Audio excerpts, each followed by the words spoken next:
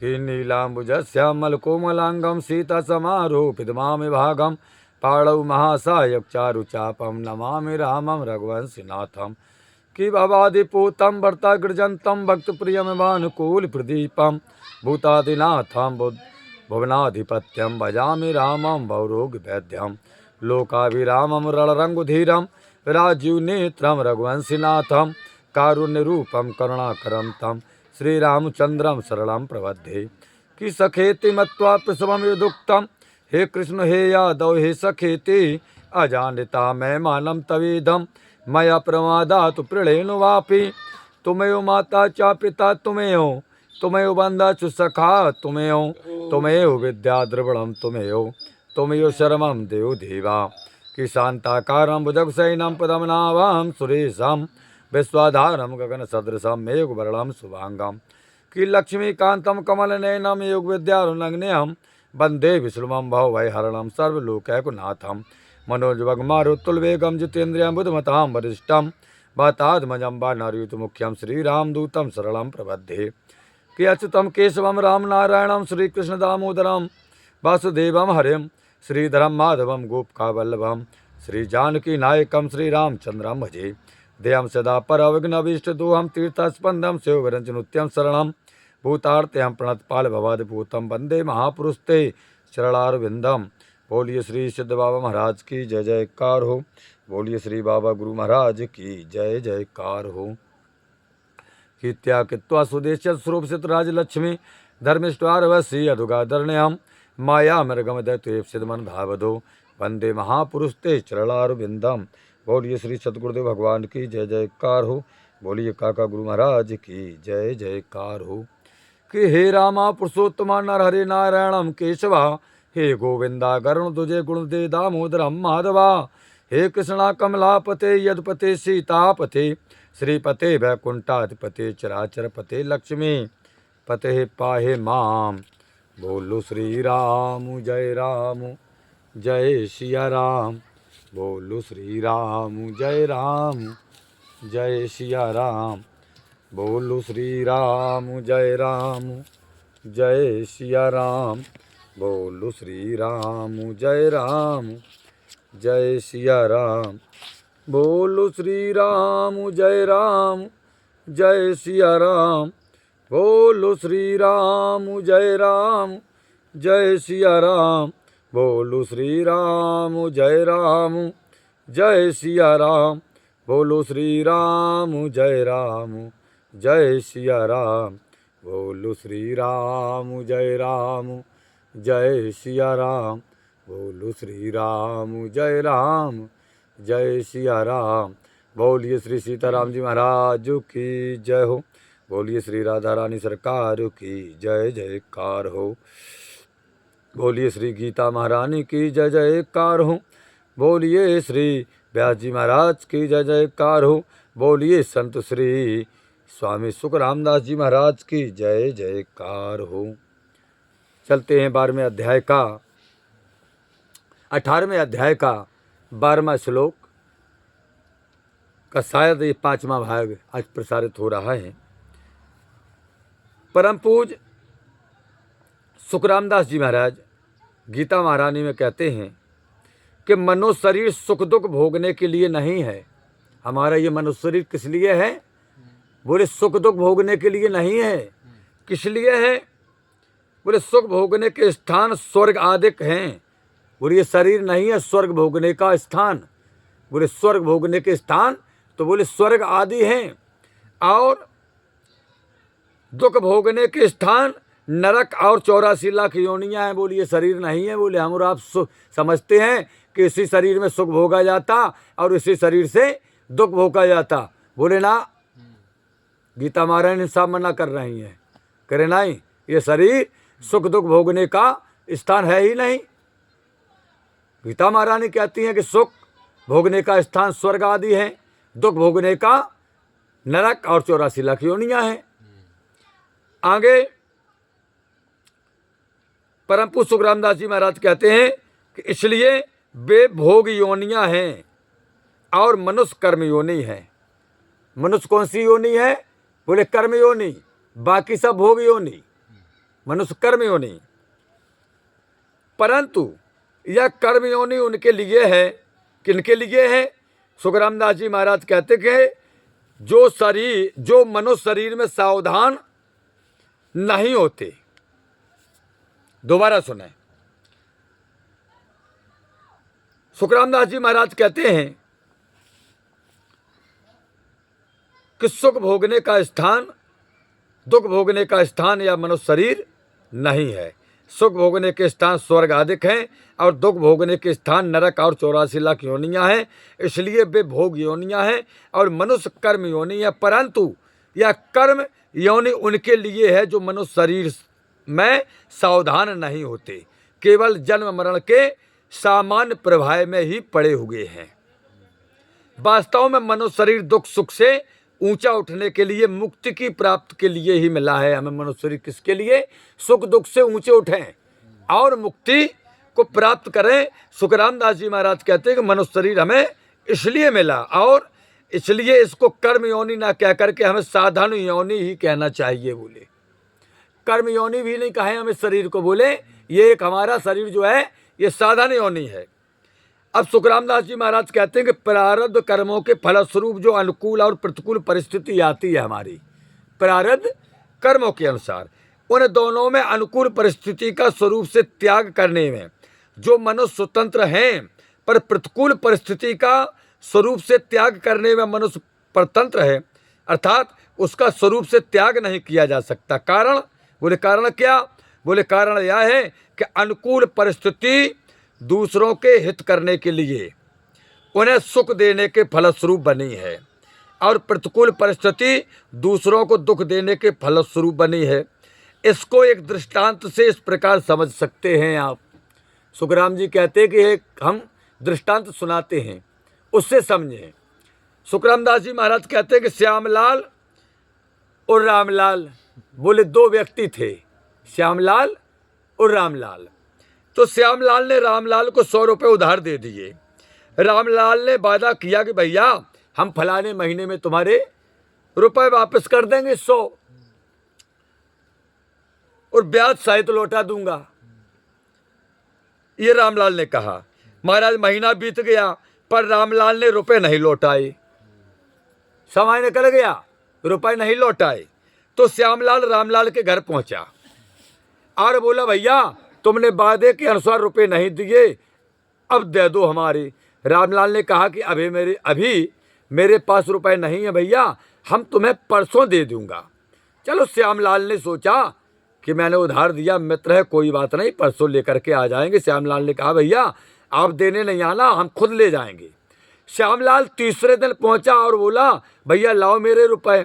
रामलाल ने कहा कि अभी भैया मैं आपके पैसे यानी इकट्ठे नहीं कर सका, परसों आपके रुपए मैं जरूर दे दूंगा। बोली तीसरे दिन फिर श्यामलाल पहुंच गया महाराज, बोला भैया लाओ रुपए।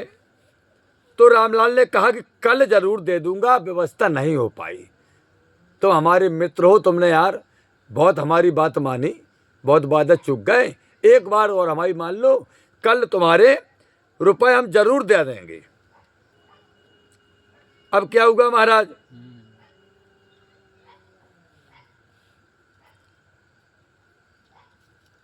श्यामलाल फिर पहुंचा कल, बोला भैया लाओ रुपए। रामलाल ने कहा कि रुपए जुटे नहीं, मेरे पास रुपए है नहीं, तो मैं अब कहाँ से दे दूं, बताओ तुम हमें बात। रुपए हमने इकट्ठे नहीं कर पाए, हमारे पास है नहीं है, तुम देहरी गोड़ है हमारी, बताओ तुम्हें बता दो कि हम पैसा कहाँ से ले दे तुम्हारी। अब महाराज जहां रामलाल ने ऐसी बातें करी सो भैया रामलाल की बातें सुन के श्यामलाल को गुस्सा आ गई भैया। और जैसे श्यामलाल को गुस्सा आ गई और परसों करते बोले तुम्हारे दिमाग खराब है, का बोले रुपए देते नहीं। और ऐसा कह ही रहा था श्यामलाल, और रामलाल के 5 जूते सीधे फूंक दिए। रामलाल ने महाराज कोर्ट में नालिश कर दी, शिकायत कर दी। और श्यामलाल को अब जज ने बुलाया कोर्ट में। जज ने पूछा श्यामलाल तुमने इसके घर पर जाकर के जूता मारा है? श्यामलाल बोले बिल्कुल मारा है साहब। मैंने जूता मारा। मजिस्ट्रेट ने पूछा क्यों मारा? श्यामलाल ने कहा जज साहब इसको मैंने रुपए दिए थे, पूछो इससे। ये 100 रुपए ले गया था हमसे अपनी परेशानी दूर करने के लिए। बोले दाना नहीं था इसके घर में, 100 रुपए ले गया। बोले महीने का वादा था, इसने नहीं लौटाए, और महीना बीत जाने पर मैंने इसके घर पर जाकर के मांगे तो कल परसों कह करके इसने मुझे बहुत तंग कर दिया। जज साहब इतने वादे निकाल रहे कल परसों। इसके बाद चौथे वादे पर हम पहुंचा तो बोले महाराज जज साहब गुस्से में कहने लगा कि हमारे पास पैसे नहीं तो बताओ हम कहां से दें, हम नहीं दे रहे पैसा ही तुम्हारी। श्यामलाल बोला जज साहब गुस्सा आ गई, 5 जूता हमने मारे हैं। बोले डंके की चोट से कह रहा जज साहब 5 जूता मैंने मारे हैं। अब जज साहब बोले तो श्यामलाल क्या होना चाहिए? श्यामलाल बोले महाराज 5 जूतों के बदले में 5 रुपए कटवा करके शेष 95 रुपए हमारे वापस करा दो, यह होना चाहिए। 100 रुपए ले गया, 5 जूते मारे, 5 रुपए कम करा दो, 95 रुपए हमारे वापस करा दो। जज साहब को बड़ी हंसी आई महाराज। जज साहब हंस पड़े। जज साहब ने कहा कि श्यामलाल यह फौजदारी कोड है, यहाँ रुपए दिलाने का कायदा नियम नहीं है, यहाँ दंड देने का कायदा है। बोले इसलिए आपको जूता मारने के बदले में क्या दिया, जुर्माना भोगना ही पड़ेगा। बोले जज साहब कहते कि श्यामलाल एक उपाय बताएं। श्यामलाल बोले बताओ जज साहब। बोले आपके रुपए, अगर आपको रुपए लेने हो तो दीवानी कोर्ट में जाकर के शिकायत कर दो तुम। कहाँ? दीवानी कोर्ट में, वहां रुपए दिलाने का कायदा है क्योंकि वह विभाग अलग है। इस तरह अशुभ कर्मों का फल सुख रामदास जी महाराज कहते हैं कि इस कहानी का मतलब यह हुआ कि इस तरह अशुभ कर्मों का फल जो प्रतिकूल परिस्थिति है वह फौजदारी है, और इसलिए उसका स्वरूप से त्याग नहीं कर सकते। और शुभ कर्मों का फल जो अनुकूल परिस्थिति है वह दीवानी है, इसलिए उसका स्वरूप से त्याग किया जा सकता है। इससे यह सिद्ध हुआ, गीता महारानी में सुखरामदास जी महाराज कहते हैं कि मनुष्य के शुभ अशुभ कर्मों का विभाग अलग अलग है, इसलिए शुभ कर्मों यानी पुण्यों और अशुभ कर्मों यानी पापों का अलग अलग संग्रह होता है। बोले अलग अलग इकट्ठे हो, दौंगन के अलग अलग ढेर हैं, पुण्य के अलग और पाप के अलग।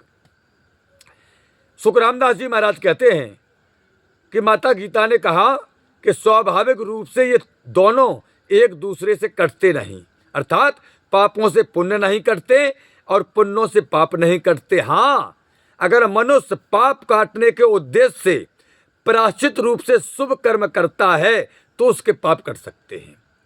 किसके उद्देश्य से? प्रायश्चित के उद्देश्य से शुभ कर्म करता है तो उसके पाप कर सकते हैं। सुखरामदास जी महाराज कहते हैं कि संसार में एक आदमी पुण्यात्मा है।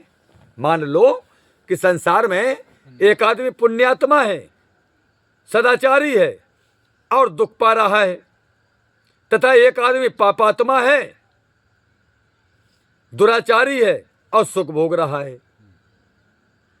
इस बात को लेकर के अच्छे अच्छे पुरुषों के भीतर भी यह शंका हो जाया करती है कि इसमें ईश्वर का न्याय कहाँ है।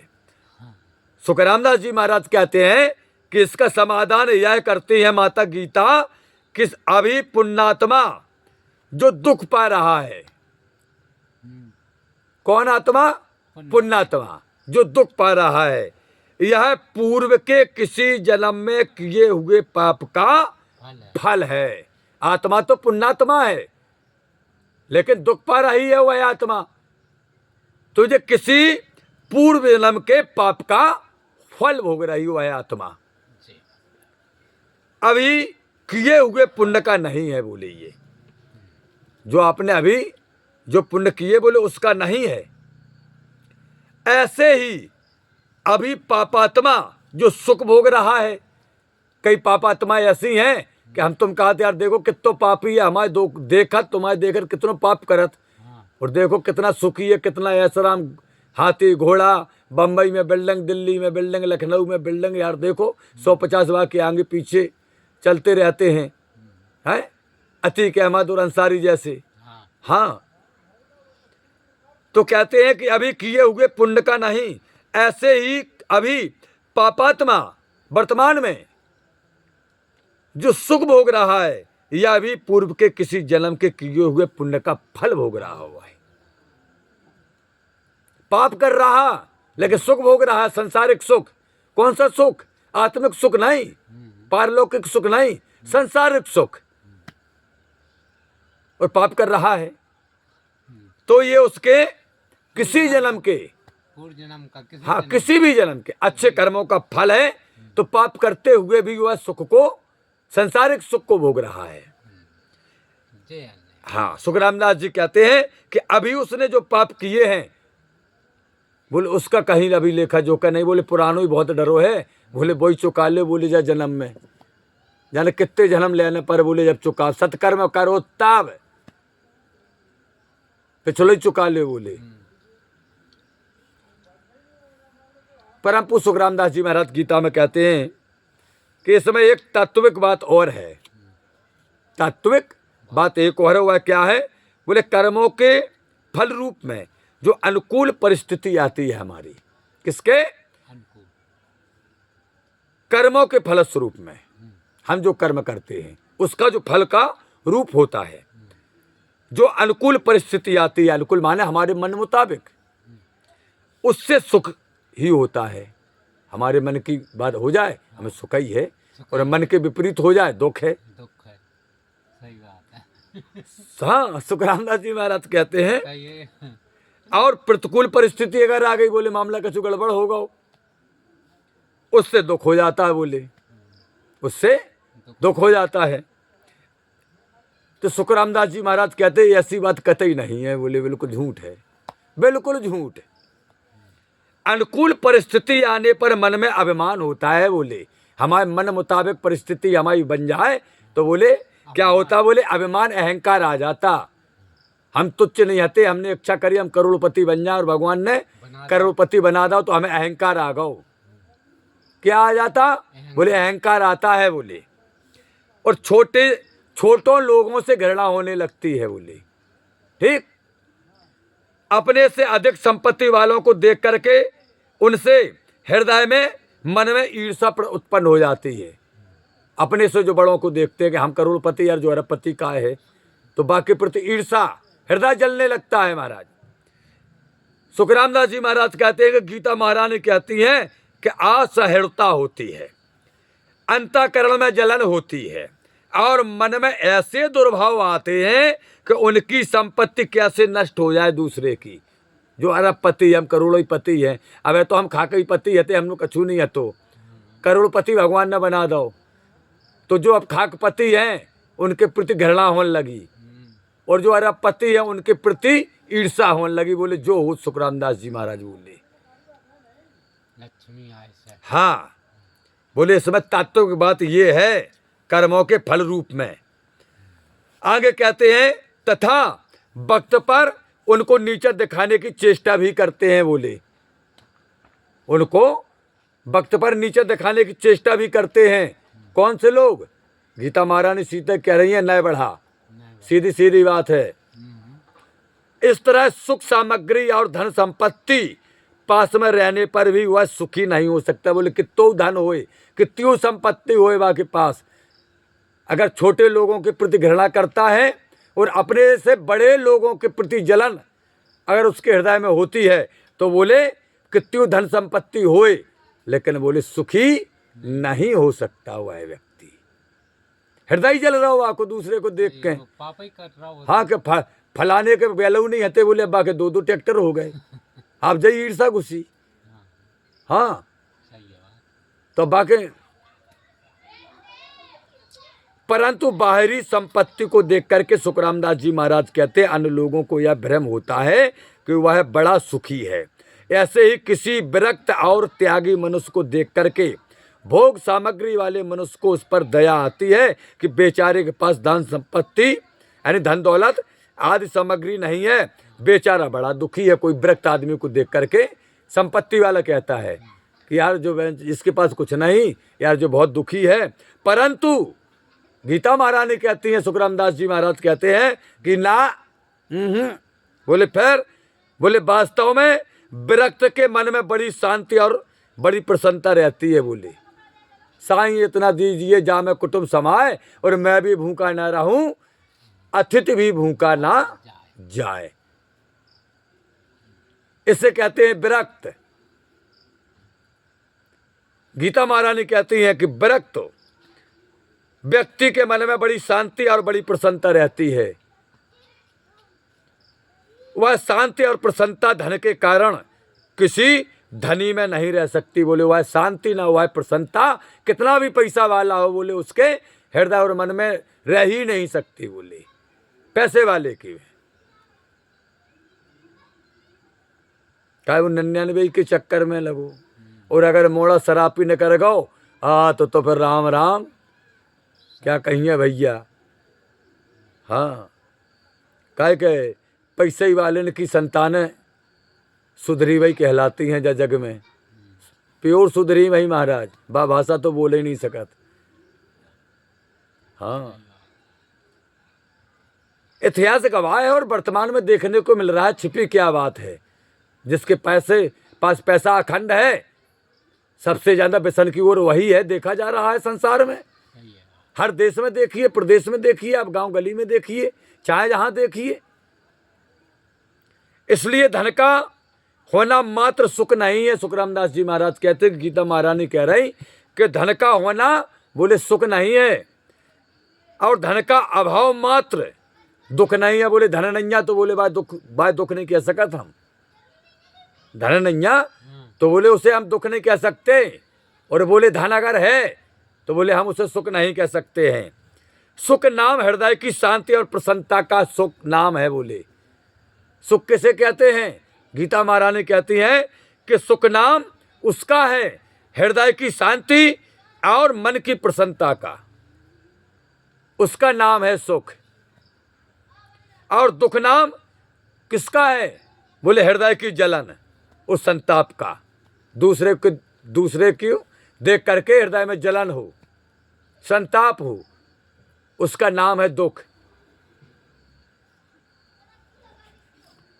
सुखरामदास जी महाराज कहते हैं कि पुण्य और पाप का फल भोगने में एक नियम नहीं है। बोले पुण्य तो निष्काम भाव से भगवान के अर्पण करने से समाप्त हो सकता है।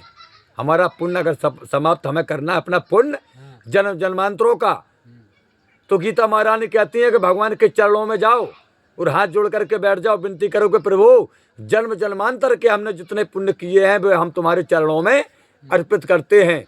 तो गीता महारानी कहती है कि भगवान स्वीकार कर लेंगे, पुण्यों को कर लेंगे।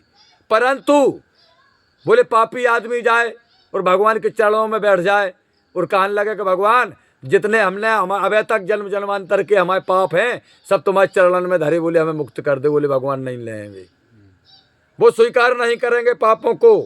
क्यों? बोले पाप का फल तो भोगना ही पड़ेगा।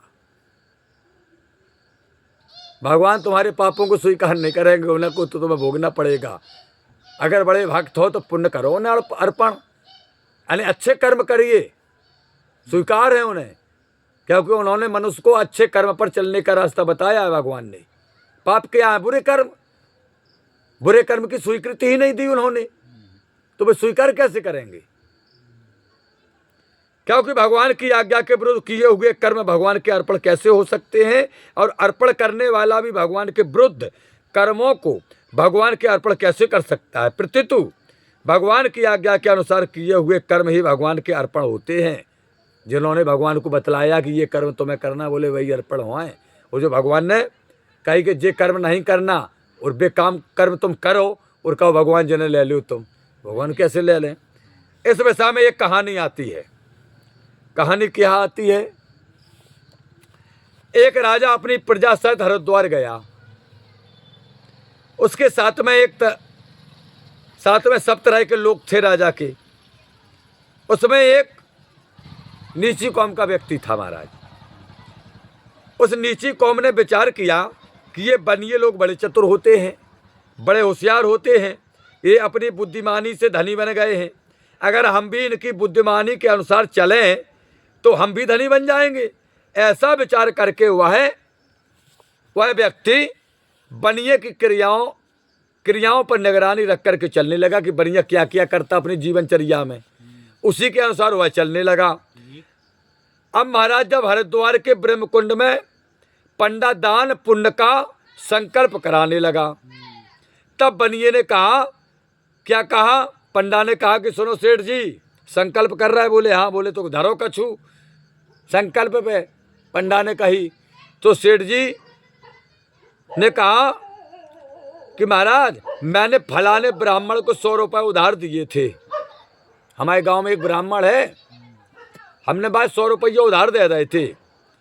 आज मैं उनको दान रूप में श्री कृष्ण को अर्पण करता हूं, ले छूचो होगा। एक ब्राह्मण को उधार दे 100 रुपया, 20 रुपया हमने दान में कर दिए भगवान को। पंडे ने संकल्प करवा दिया महाराज। उस छोटे ही जाति के व्यक्ति ने देखा कि इसने एक कौड़ी भी नहीं दी और लोगों में प्रसिद्ध हो गया कि इसने 100 रुपये का दान कर दिया। कितना बुद्धिमान है बनिया, मैं भी इससे कम नहीं रहूंगा, उसने कहा। जब पंडे ने उस नीची जाति वाले से संकल्प भरवाना शुरू किया, तब उस व्यक्ति ने कहा कि भैया फलाने बनिया ने मुझे 100 रुपये उधार दिए थे, फलाने बनिया ने हमें 100 रुपया उधार दिए थे, हमें ज़रूरत पड़ गई थी, तो उन 100 रुपये को मैं भगवान के चरणों में संकल्प के रूप में अर्पित करते हैं। उसकी ग्रामीण बोली को पंडा पूरी तरह समझ नहीं पाया, गांव का था वो, उस पंडा समझ नहीं पाया और पंडा ने संकल्प करवा दिया। इससे वह व्यक्ति बड़ा खुश हो गया कि मैंने भी बनिए के समान 100 रुपये का दान पुण्य कर दिया। बोले जैसे बनिया ने करो तो हम न कर दो। अब सब भैया घर पहुंचे, समय पर खेती हुई।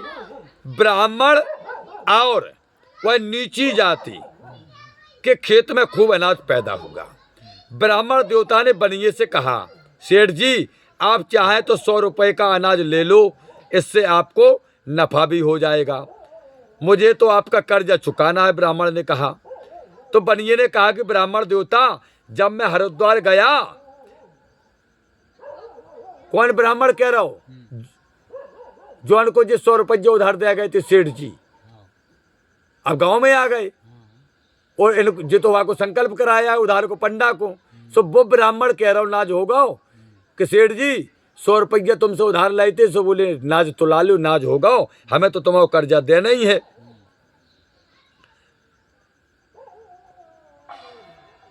तो बनिए ने कहा कि हे ब्राह्मण देवता, अबे हम हरिद्वार गए थे, बोले तब मैंने आपको उधार दिए हुए 100 रुपये पंडा को दान कर दे। बोले अब हमें नहीं चाहिए, हमने उधार कर तुम्हें दे थे, तो हमने होना दान करे आए।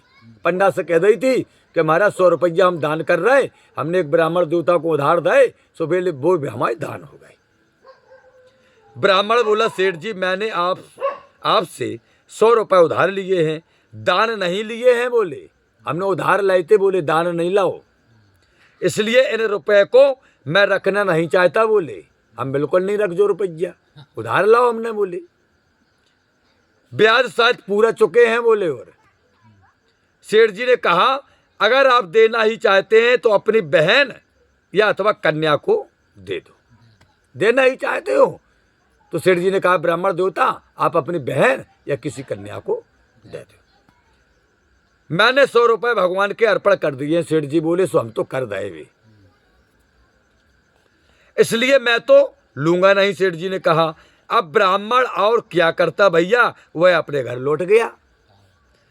अब जिस बनिए से उस नीची जाति वाले ने 100 रुपये लिए थे, बाना होना संकल्प में कह दी थी कि हमने एक बनिया से लाए थे, सो बोले वह बनिया उसके खेत पे पहुंचा और बोला भैया ले आओ रुपया, हमारे तुम्हारा अनाज हो गया है, 100 रुपये का अनाज हमें दे दो, हमाओ तुम्हाओ चुकता हो जाए। उस व्यक्ति ने सुन रखा था कि ब्राह्मण के देने पर भी बनिए ने उससे रुपए नहीं लिए। बोले बाद में सुन रही थी कि ब्राह्मण बहुत दे रहा हो तो, लेकिन बनिया ने लय नहीं हती। अतः उसने सोचा मैंने भी संकल्प कर रखा है तो मेरे को रुपए क्यों देने पड़ेंगे। ऐसा सोचकर उस व्यक्ति ने बनिए से कहा, सेठ जी मैंने तो फलाने सेठ की तरह गंगा जी में खड़े होकर सब रुपए भगवान को अर्पण कर दिए। बोले फलाने सेठ ने करे, ऐसे हम ने कर दे गंगा जी में खड़े होके, तो मेरे को रुपए क्यों देने पड़ेंगे बताओ। अब तो हम काय देवें, हमने दान कर दो, भगवान को अर्पण कर दो। बनिया बोला तेरे अर्पण का देने से कर्जा नहीं छूट सकता। बोले क्योंकि तूने मेरे से कर्जा लिया है, कर्जा लिया होगा पैसा अगर तुम दान में कर दो तो बोले वो तो तेरे छोड़ने से कैसे छूट जाएगा। बनिया बोला मैं तो अपने 100 रुपए ब्याज सहित पूरे तुमसे लेकर के ही जाऊंगा। बनिया बोला दान करो तुमने सो अपनों करो। बोले वही नीचे जा सके। हाँ, ऐसा कह करके उसने, वो किस जात का था, वो बेचारा चमार जात का व्यक्ति था, तो ऐसा कह करके उसने चमार से अपने रुपयों का अनाज ले लिया। बनिया ने वो नहीं मानो, बोलो ना, माने बहुत कही कि भैया हम गरीब हैं, नीचे जात के हैं, सेठ जी समझो हम तो ब्राह्मण की नकल उतार रहे थे। अरे बोले उतर गई। ए बोले हम तो बनिया की नकल उतार रहे थे। बोले वाह बनिया की अकल को पाले हो। बोले हमारे जात के आगे क्या लिखी। बोले बनिए बिगड़िए नहीं लिखी। बोले इस कहानी से यह सिद्ध होता है, सुखरामदास जी महाराज कहते हैं कि हमारे पर दूसरों का जो कर्जा है वह हमारे छोड़ने से नहीं छूट सकता। ऐसे ही हम भगवान के आज्ञा अनुसार शुभ कर्मों को तो भगवान के अर्पण करके उनके बंधन से छूट सकते हैं। बोले महाराज तुम पाप के कर्म नहीं लेते हमारे हमसे, तो बोले हमारे शुभ कर्म ही ले लो। तो बोले उन्हीं से छुटकारा ले लो, क्योंकि आवागमन से जीव जब मुक्त होता है, जब उस जीव के ऊपर पाप पुण्य कुछ नहीं रहता है, ना पाप एक रित्ती ना पुण्य एक रित्ती, तब वह जीव आवागमन से मुक्त होता है। महाराज पुण्यों से नहीं होता है कि पुण्य हो गए तो आवागमन से मुक्त हो जाए। पुण्यों से तो स्वर्ग मिलेगा आपको, स्वर्ग के सुख भोग लो, पुण्य खत्म हो गए नीचे आ जाओ। मुक्ति कब मिलती है, कल्याण कब होता है, आवागमन से मुक्त कब होता है जीव, जब उसके खाते में ना पुण्य रहे और ना पाप रहे, तब आवागमन से मुक्त होता है। तो सुखरामदास जी महाराज कहते हैं, गीता कहती है कि भगवान अगर अच्छे कर्मों को स्वीकार करते, हमारे पुण्यों को स्वीकार करते, तो बोले वही कर दो अर्पण। अर्पण का मतलब कि वर्तमान का जीवन हम जी रहे हैं तो हमें अच्छे कर्म करके जीवन जीना चाहिए, वही तो भगवान को अर्पण है। बुरे स्वीकार नहीं कर रहा है तो बुरे करो नहीं। गीता महारानी ये कहती है।